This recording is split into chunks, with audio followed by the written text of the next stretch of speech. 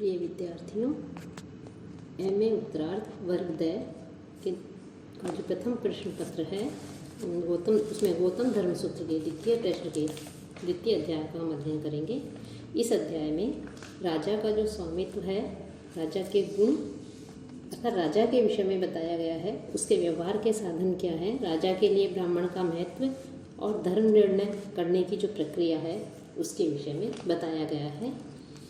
इस अध्याय का पहला सूत्र है राजा सर्वस्य इष्टे ब्राह्मण वर्ग, कि राजा जो है वो ब्राह्मण को अतिरिक्त ब्राह्मण को छोड़ करके सर्वस्य इष्टे सबका स्वामी होता है। तथा ब्राह्मण के अलावा राजा को जो है सबका स्वामी बताया गया है। और राजा के लिए राजकुल में जन्म लेना ही पर्याप्त नहीं होता था, अपितु उसके अन्य गुण भी उसे प्राप्त करने पड़ते थे। अर्थात राजा बनने के लिए उसे योग्यता व अन्य गुण भी उसे होने चाहिए, जो इस प्रकार से इसमें आगे बताए गए हैं कि राजा कैसा होना चाहिए। कि दूसरा सूत्र है साधुकारी साधुवादी, कि राजा को शास्त्रानुकूल आचरण करने वाला और साधुवादी साधु वचन बोलने वाला होना चाहिए। अर्थात पक्षपात रहित होकर के राजा व्यवहार करे, कि सबके साथ में जो है पक्षपात रहित होकर के निष्पक्ष भावना से जो है राजा को कार्य करना चाहिए। साथ ही साथ अच्छे वचन बोलने वाला भी, साधु वचन बोलने वाला भी राजा होना चाहिए।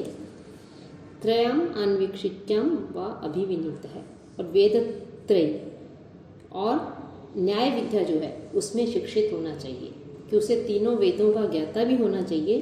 साथ ही साथ उसे न्याय विद्या में भी पूर्ण रूप से शिक्षित होना चाहिए। कि ऋग यजु साम का ज्ञात, वेद त्रय से तात्पर्य है ऋग्वेद, यजुर्वेद और सामवेद, इनका ज्ञाता होने के साथ साथ वो न्याय विद्या में भी पूर्ण रूप से निपुण होना चाहिए।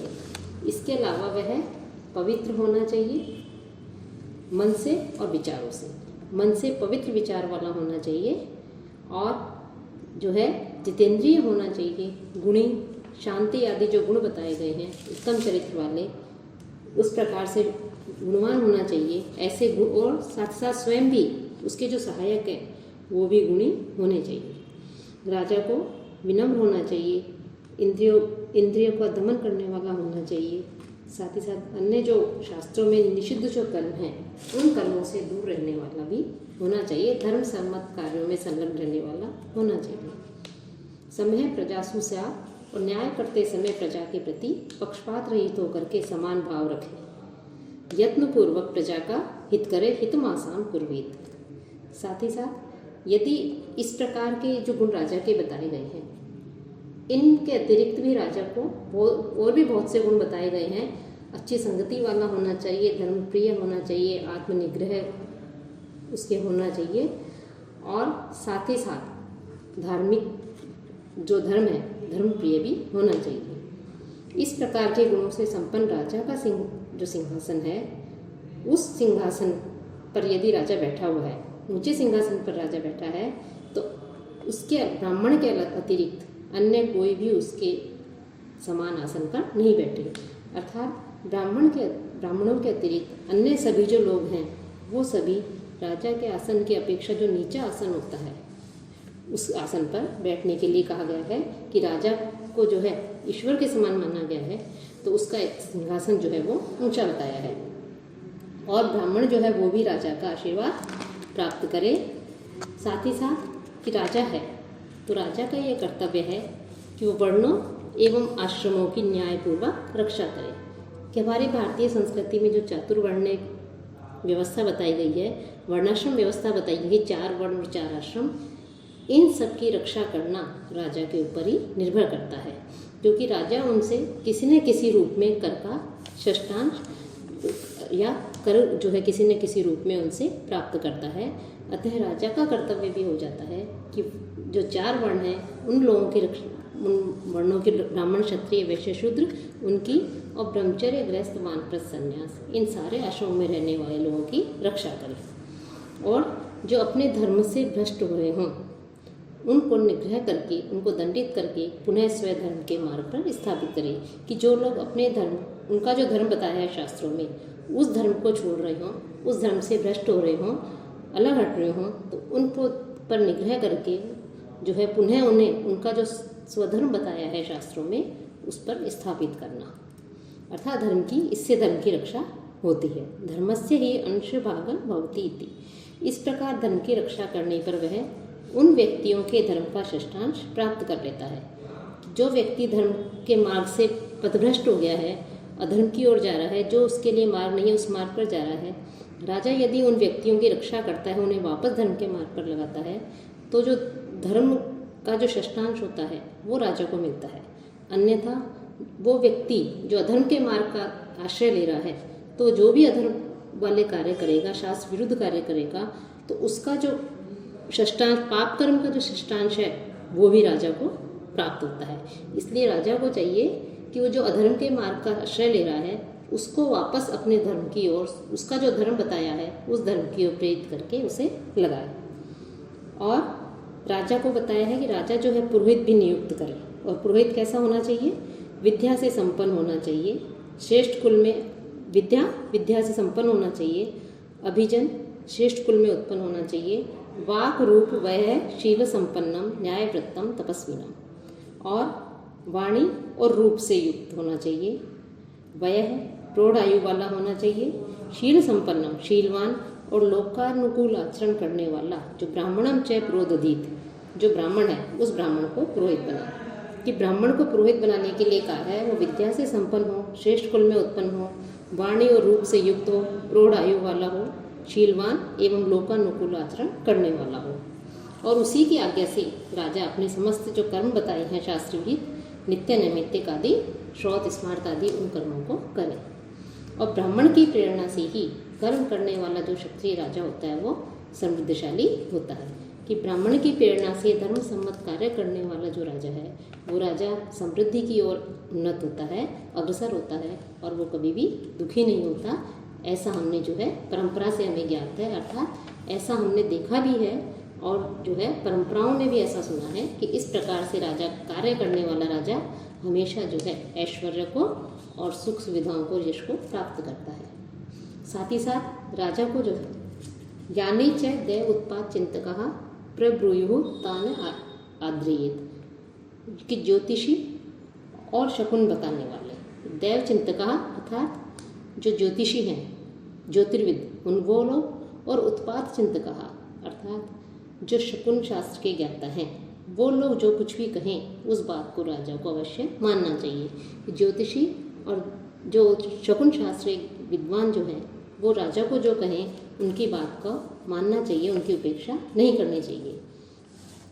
क्योंकि कि कुछ आचार्य लोगों का कहना है कि तद अधीनम अपि ही के योग क्षेमम प्रति जानते, कि कुछ आचार्य जो लोग हैं वो योग और क्षेम, उन ज्योतिषी एवं जो शकुन शास्त्र के ज्ञाता जो विद्वान लोग हैं उनके द्वारा निर्दिष्ट जो कर्म हैं उन कर्मों के अधीन ही योग और क्षेम को मानते हैं। योग का अर्थ है अलब्ध वस्तु की प्राप्ति, वो तो योग कहलाता है, और क्षेम प्राप्त वस्तु की रक्षा करना। तो किसी वस्तु को यदि प्राप्त करना चाहता है राजा, और कोई वस्तु से प्राप्त हो गई है और उसकी रक्षा करना चाहता है, तो इन दोनों के लिए ही उसे ज्योतिषी एवं शकुन शास्त्र को बताने वाले जो विद्वान हैं उनके द्वारा जो निर्दिष्ट कर्म है उन कर्मों के को मानना चाहिए।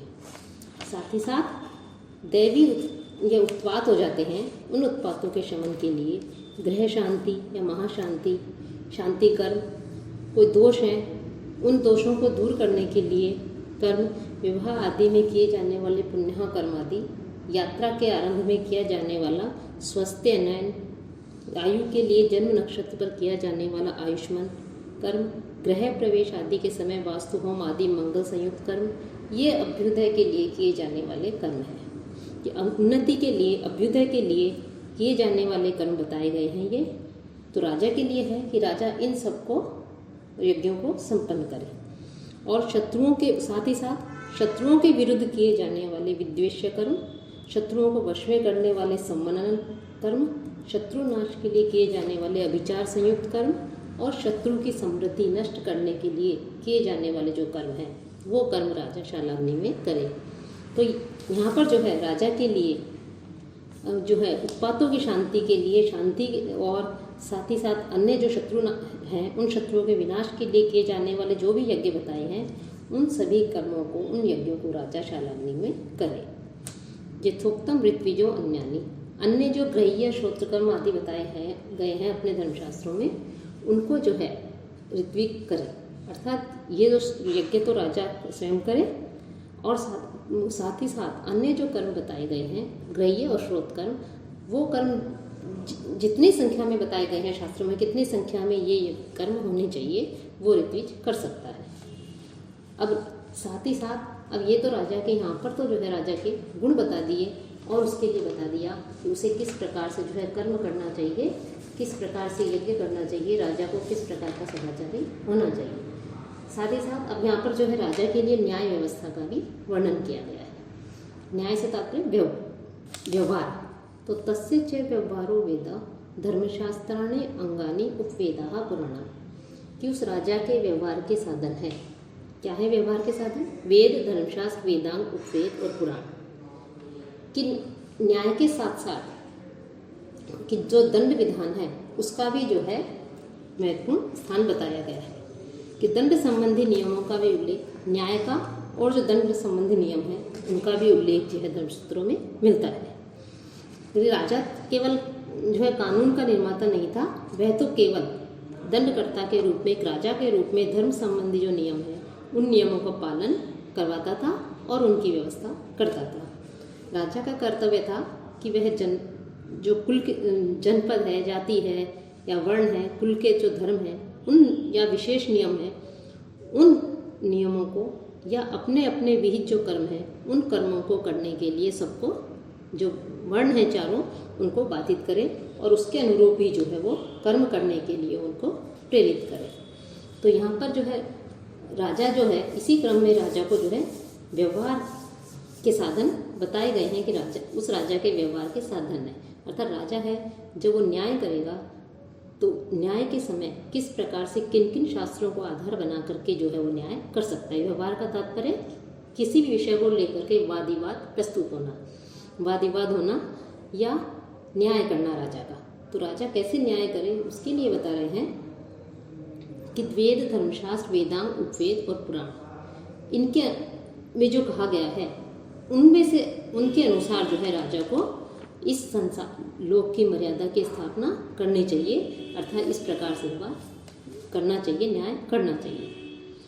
और देश, जाति, कुल, धर्माश्रय, और साथ ही साथ देश, जाति और कुल के धर्म भी जो हैं वो प्रमाण के विषय में बताए गए हैं वेदादि के अनुकूल, कि वेदादि जो हैं उनके अनुकूल ही देश, वेदों में जो कहा गया है उसके अनुसार ही देश जो है उसके धर्म होते हैं, जाति के धर्म होते हैं, कुल के धर्म होते हैं।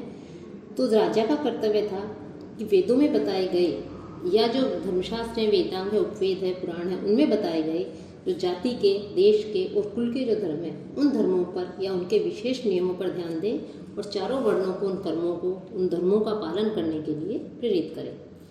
कृषक, वणिक, पशुपालक, कुसीदी और है स्वे स्वे वर्गे, कि अपने अपने वर्ग में कृषक, व्यापारी, गोपालक, महाजन और शिल्पी प्रमाण होते हैं। अर्थात जो कृषक है वो कृषि के जो कार्य होते हैं उसमें प्रमाण माना गया है। क्रय विक्रय का यदि व्यवहार होता है तो वो व्यापारी के लिए होता है, उसमें यदि किस प्रकार से न्याय किया जाए। पशुपालक, गोपाल के लिए कहा गया है, और जो ब्याज पर धन आदि देते हैं वो महाजन है, और शिल्पी आदि भी जो है अपने अपने कर्मों में इस प्रकार से इनको प्रमाण बता दिया गया है।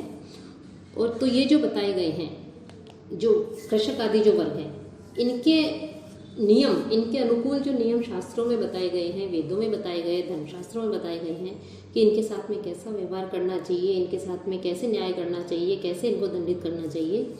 तो उन शास्त्रों के नियमों को समझकर ही राजा जो है इनके लिए धर्म की व्यवस्था करे। न्यायाधिगमे तर्कोभ्युपाय, न्यायुक्त अर्थ का ज्ञान प्राप्त करने के लिए तर्कशास्त्र भी एक तरह से उपाय बताया गया है कि तर्क के द्वारा विचार विमर्श करके यथोचित पक्ष में निर्णय करना चाहिए। कि इन शास्त्रों के अलावा राजा तर्कपूर्वक भी जो है अपने विवेक के द्वारा जो है, अपने अनुमान के द्वारा जो है इनका निर्णय कर सकता है। साथ ही साथ लेकिन यदि कोई निर्णय किसी विषय में कोई विवाद ऐसा उपस्थित हो गया कि उसमें राजा स्वयं निर्णय नहीं कर पा रहा है, निर्णय करना कठिन हो, तो जो त्रय विद्या है उस 3 विद्या में निष्णात जो पुरुष है, विद्वान जो है, उनके ज्ञाता जो है, ऐसे पुरुषों से परामर्श करके जो है राजा धर्म का निर्धारण करे। और तथा ही यस्य निश्चयसम भवति, इस प्रकार निर्णय जो किया जाता है, इस प्रकार से निर्णय करने पर राजा का दोनों लोकों में कल्याण होता है। तथा शास्त्रों के अनुकूल जब राजा निर्णय करता है और तो जो है राजा का कल्याण होता है। लेकिन शास्त्र सम्मत यदि राजा निर्णय कर रहा है, लेकिन फिर भी कई बार राजा को तर्क के आधार पर भी जो है न्याय करना पड़ता है। और जो विद्वान ब्राह्मण है, उन विद्वान जो पुरुष है, विद्वान जो व्यक्ति हैं, जो त्रय विद्या के ज्ञाता निष्णात जो पुरुष है, उनसे भी विचार विमर्श करके राजा को न्याय करना चाहिए, निर्णय करना चाहिए। और इस प्रकार से निर्णय करने पर राजा का दोनों लोकों में कल्याण होता है। ब्रह्म क्षत्रेण संपृक्तम देव पितृ मनुष्यान धारयति इति विद्यायते, कि क्षत्र अर्थात क्षत्र राजा के लिए कहा गया है कि राजा के साथ मिलकर जो ब्रह्म है अर्थात विद्या त्रयी, तीनों जो विद्याएं बताई गई हैं, उन विद्याओं के ज्ञाता जो ब्राह्मण है वो देवताओं, पितरों और मनुष्यों का धारण करता है, अर्थात उन्हें समृद्धि प्रदान करता है। कि राजा के साथ में मिलकर ब्रह्म जो देवताओं, पितरों और मनुष्य जो है उनका धारण करता है, अर्थात ये राजा को हर तरह से, हर प्रकार से जो है समृद्धि की प्राप्ति होती है, उसका कल्याण होता है। दंडो दमनात् इत्याहु तेन आदांतन दमयेत, दमन करने के, अब दंड विधि के विषय में बताते हुए कहते हैं कि दमन करने के कारण ही दंड विधि को दंड कहा गया है। कि दंड किसे कहा गया है? कि दमन विधि के द्वारा, अर्थात किसी का दमन करना, तो दमन करने के कारण ही जो दंड विधि है उसको दंड कहते हैं। इसका तात्पर्य है कि राजा जो है वो जो उच्छृंखल व्यक्ति हैं, जो धर्म विरुद्ध आचरण कर रहे हैं, उनके जो कर्तव्य धर्म बता रहे हैं उसके विपरीत आचरण कर रहे हैं, अधर्म का आश्रय ले रहे हैं, तो ऐसे लोगों को जो है राजा अपने वश में रख करे, अपने अधीन करे दंड के द्वारा। साथ ही साथ दंड के विषय में और भी बताया है, वो आगे के अध्याय में अध्ययन करेंगे, किस प्रकार से कैसे जो है दंड देने की व्यवस्था थी, कि उसे जो है शारीरिक या आर्थिक दंड दिया जाता था, इसके विषय में आगे बताएंगे। साथ ही साथ ब्राह्मण आदि वर्ण जो है वो और ब्रह्मचर्य आदि आश्रम, कि 4 वर्ण जो बताए हैं, ब्राह्मण, क्षत्रिय, वैश्य, शूद्र, और जो 4 आश्रम है, ब्रह्मचर्य, गृहस्थ, वानप्रस्थ, संन्यास, ये आश्रमों के में रहने वाले इन वर्णों के जो लोग हैं वो अपने अपने धर्म में रत रहने पर मृत्यु के बाद जो अपने कर्म होते हैं उन कर्मों के फल का उपभोग करते हैं। अर्थात जो उनके धर्म बताए गए हैं वर्णाश्रम व्यवस्था के, तो उसके अनुसार वो जब उनका पालन करते हुए मृत्यु को प्राप्त होते हैं, तो उन्होंने जैसे कर्म किए हैं धर्मानुकूल, तो उसके अनुरूप ही वो फल को प्राप्त करते हैं। और उसके पश्चात जो कर्म है, बचे हुए जो कर्म है, उसके अनुसार ही विशेष देश, जाति, कुल, आयु, विद्या, आचार, धन, सुख और बुद्धि से युक्त होकर वो जन्म लेते हैं। और विपरीत आचरण करने वाले विश्वश्चो विपरीता नश्यन्ति, अर्थात स्वधर्म का पालन नहीं करके धर्म के विरुद्ध आचरण करने वाले जो लोग होते हैं वो अनेक योनियों में भटकते हुए नष्ट हो जाते हैं। उन्हें तान आचार्य उपदेशो दंडश्चय पाल्यते, उन्हें अर्थात जो धर्म विरुद्ध आचरण करते हैं, स्वधर्म का पालन नहीं करने वाले, धर्म विरुद्ध आचरण करने वाले, वर्णाश्रम व्यवस्था के अनुकूल आचरण नहीं करने वाले कुल ऐसे लोगों को आचार्यों का उपदेश और राजा का दंड जो है वो ही उन्हें अपने वश में कर सकते हैं। कि या तो आचार्य उन्हें शिक्षा दें, तो कुछ तो आचार्य के द्वारा जो है शिक्षित हो जाते हैं, समझ जाते हैं और वापस अपने धर्म के मार्ग पर लौट जाते हैं। लेकिन यदि वो धर्म के मार्ग पर नहीं लौटते हैं तो राजा, ये अधिकार राजा को होता है कि राजा उनको दंडित भी कर सकता है।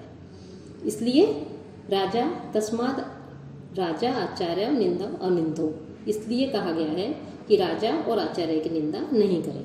कि आचार्य और राजा इन दोनों को श्रेष्ठ बताते हुए कहा है कि इन दोनों की कभी भी निंदा नहीं करनी चाहिए, क्योंकि जो अपने मार्ग से भटक जाते हैं, जो धर्म का अपना स्वधर्म है, शास्त्रों में जो धर्म बताया गया है वर्णाश्रम व्यवस्था में, उस धर्म को छोड़ करके, वेदानुकूल व्यवस्था को, धर्म को छोड़ करके अधर्म की ओर जाते हैं, विपरीत आचरण करते हैं, तो ऐसे लोगों को या तो आचार्य ही अपने अधीन करके उनको ज्ञान आदि दे करके उनको सुधार सकते हैं, या फिर जो है राजा उनको दंडित करके अपने वश में करते हैं, उन्हें सन्मार्ग पर लाते हैं। इसलिए दुष्टों को सन्मार्ग पर लाने के कारण अधर्म के मार्ग पर चलने वाले लोगों को धर्म के मार्ग की ओर वापस उन्मुख करने वाले के कारण राजा और आचार्य इनकी हमेशा प्रशंसा करनी चाहिए, इनकी कभी भी निंदा नहीं करनी चाहिए।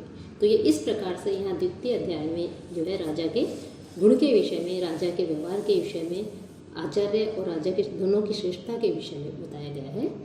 कल हम तृतीय अध्याय का अध्ययन करेंगे।